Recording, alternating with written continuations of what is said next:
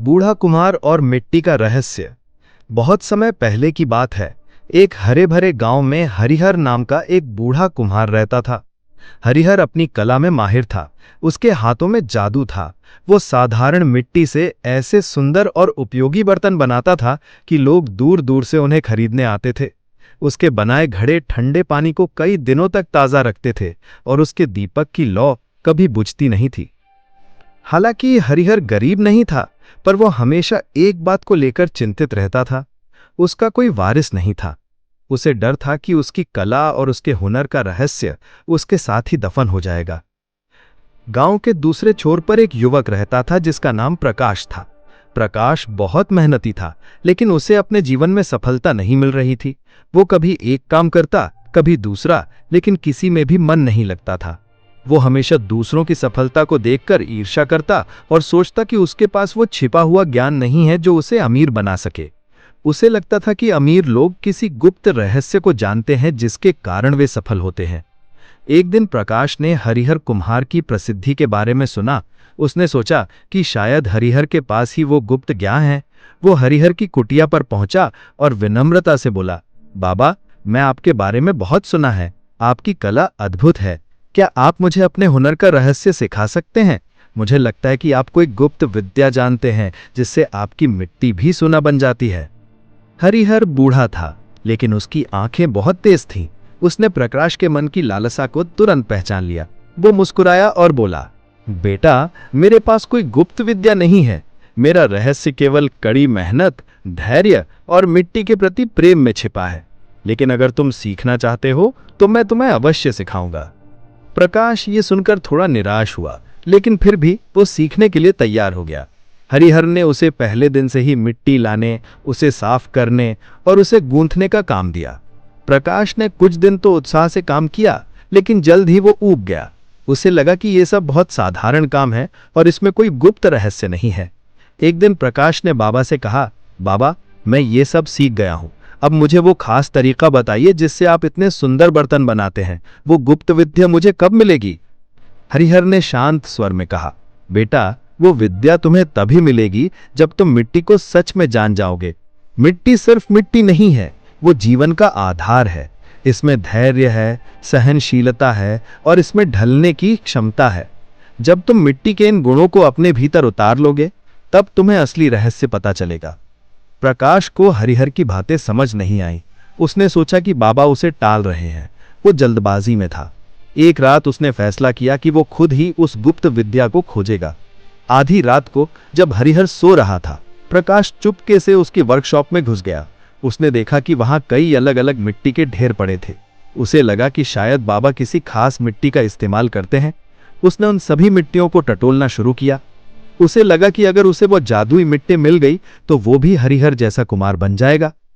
उसने एक एक करके हर मिट्टी को उठाया, उसे सूंघा, उसे चखा, लेकिन उसे कोई खास बात नहीं लगी।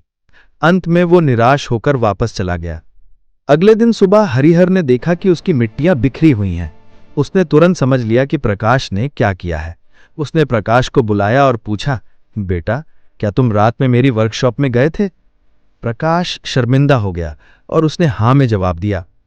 हरिहर ने लंबी सांस ली और कहा, देखो प्रकाश, तुमने जो गुप्त विद्या खोजी वो मिट्टी के ढेर में नहीं थी, वो तुम्हारे भीतर होनी चाहिए थी।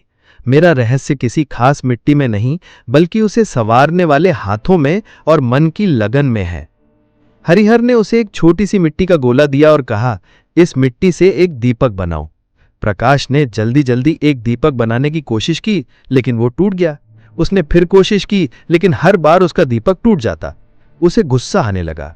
तब हरिहर ने कहा, देखो, तुम जल्दबाजी कर रहे हो, तुम धैर्य नहीं रख रहे हो। मिट्टी को समझना होता है, उसके साथ तालमेल बिठाना होता है। जब तुम अपनी जल्दबाजी छोड़ोगे तभी तुम कुछ बना पाओगे। प्रकाश ने हार मान ली। उसे लगा कि वो कभी नहीं सीख पाएगा। वो हरिहर से दूर चला गया और फिर से दूसरे कामों में हाथ आजमाने लगा, लेकिन इस बार भी उसे कोई सफलता नहीं मिली। वो लगातार निराश होता गया। समय बीतता गया। एक दिन प्रकाश गांव में लौट आया। वो बहुत थक चुका था और जीवन से निराश था। उसने देखा कि हरिहर कुम्हार अभी भी उसी शांति से अपनी कुटिया में काम कर रहा है। उसके चेहरे पर वही संतोष और वही चमक थी। प्रकाश ने फिर से हरिहर के पास जाने का फैसला किया, लेकिन इस बार उसका मन बदल चुका था। उसके भीतर की ईर्ष्या और लालच बहुत कम हो चुके थे। वो हरिहर के पास गया और विनम्रतापूर्वक बोला, बाबा, मैंने बहुत कोशिश की लेकिन मैं कभी सफल नहीं हो पाया। मुझे अब समझ आ रहा है कि मैंने गलती कहाँ की। मैंने हमेशा बाहर के रहस्य को खोजने की कोशिश की, लेकिन कभी अपने भीतर नहीं झांका। क्या अब भी मुझे मौका मिल सकता है? हरिहर मुस्कुराया। उसने प्रकाश को अपने पास बिठाया और फिर से उसे मिट्टी का एक गोला दिया। अब बनाओ एक दीपक। प्रकाश ने इस बार जल्दबाजी नहीं की। उसने ध्यान से मिट्टी को महसूस किया, उसे धीरे धीरे गूंधा। उसने अपने मन को शांत रखा और पूरी लगन से दीपक बनाने लगा। कई बार वो टूट जाता, लेकिन इस बार वो निराश नहीं हुआ। वो बार बार कोशिश करता रहा। अंत में कई घंटों की मेहनत के बाद उसने एक साधारण लेकिन सुंदर दीपक बना लिया। हरिहर ने दीपक को देखा और मुस्कुराते हुए कहा, देखा बेटा, आज तुमने वो गुप्त विद्या पा ली। ये दीपक भले ही साधारण है, लेकिन इसमें तुम्हारा धैर्य, तुम्हारी लगन और तुम्हारी सीख है। यही असली रहस्य है। प्रकाश को सच्ची खुशी का एहसास हुआ। उसने समझ लिया कि सफलता किसी जादुई रहस्य या किसी गुप्त मिट्टी में नहीं होती, बल्कि वो कड़ी मेहनत, धैर्य, लगन और अपने काम के प्रति सच्चे प्रेम में होती है। और सबसे बढ़कर संतोष ही वो धन है जो हमें सच्ची खुशी और शांति प्रदान करता है, भले ही हमारे पास कितनी भी भौतिक संपत्ति क्यों ना हो। दोस्तों, उम्मीद है आपको ये कहानी पसंद आई होगी। ऐसी ही और प्रेरणादायक कहानियों के लिए कथा सरोवर चैनल को सब्सक्राइब करना न भूलें।